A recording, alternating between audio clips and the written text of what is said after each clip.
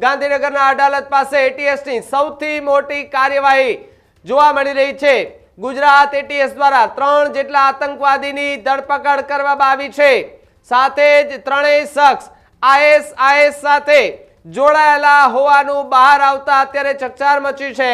એટીએસને બાતમી બાદ શંકાસ્પદ લોકો પર વોચ રાખી હતી। વોચ બાદ આતંકીઓ હથિયારોની આપ-લે કરવા માટે ગુજરાત આવ્યા હોવાની માહિતી મળતા એટીએસે 3 આરોપીઓને પકડ્યા છે। આરોપોને દેશના અનેક સ્થળો પર હુમલો કરવાનું ષડયંત્ર હતું કે કેમ? ધરપકડ થયેલા આતંકવાદીઓ 2 અલગ અલગ મોડ્યુલના હતા। એટીએસ આતંકવાદીના નેટવર્કની ઊંડાણપૂર્વક તપાસ પણ કરી રહી છે।